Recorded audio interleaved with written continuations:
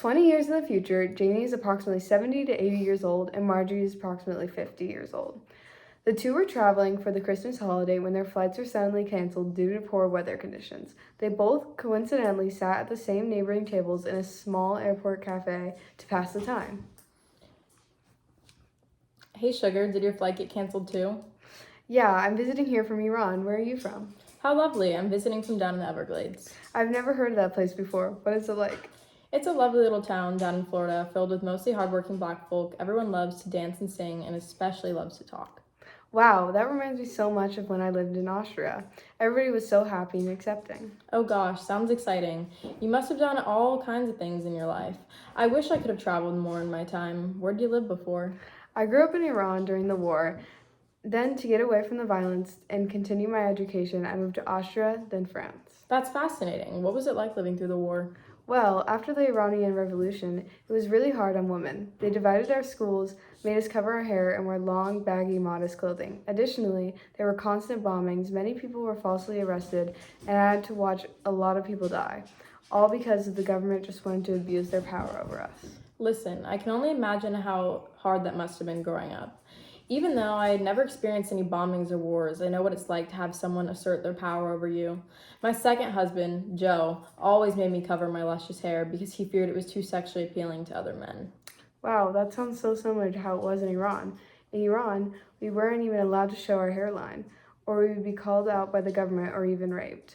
It was always the men who controlled us and told us what to do. Tell me about it, and I've got 3 dead husbands to prove it. Every single one of them, in a different way, wanted to control me, each one with their own needs for power or even greed for money. Have you ever been married? Well, it's complicated. I was married to a boy that I really liked because we weren't allowed to be in public together unless we were married. However, once I was married, I felt trapped by the societal standards. Did you feel like that in any of your marriages? I know exactly what you mean. The men are always trying to control things. The people we talk to, how we look, what we do for fun during the day, during the night. I feel like everyone's trying to control everything and everyone these days. It's exhausting, don't you think? Yeah, in Iran, it was like I was constantly bending myself between who I was and who I wanted to be in my culture. I admire my religion, but the government constantly abuses their power against the Iranian people, forcing us to conform. It is a constant battle choosing who I need to be that day. It is like what Pat Morris said in Two Worlds. I am constantly sliding back and forth between the fringes of both worlds.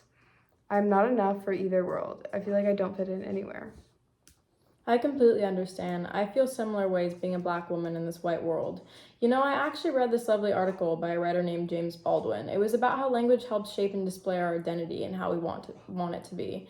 He said, it goes without saying, then, that language is also a political instrument, means of proof and power. It reveals the private identity and connects one with or divorces one from the larger public or communal identity.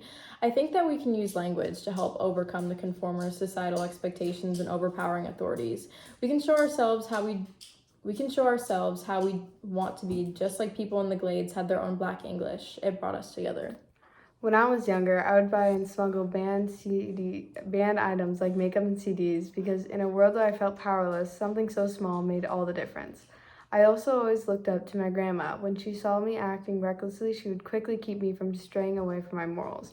Once, I was trying to avoid getting in trouble, so I falsely accused someone else to get out of trouble. I thought it was funny at the time, but my grandma brought me back to reality and made me realize what I did was wrong. I think family is such an important influence on us. You know, my grandma was very similar. My parents weren't there growing up, and she raised me. She always wanted the best for me, but her vision of the best for me was being controlled by a man. She wanted to have a roof over my head, even if it meant being unhappy, controlled, and having to fake love. It took me a while to learn how to take power of my own life, how to learn to do what I wanted. 3 marriages and nearly all of my prime years of living taken from me. It was so difficult to grow up in a world like this, where everyone is out to get us and push us around. But here we are at the airport, being independent without anybody else's rules. You know, you're right. Something that's so small does give us power. I really appreciated this conversation.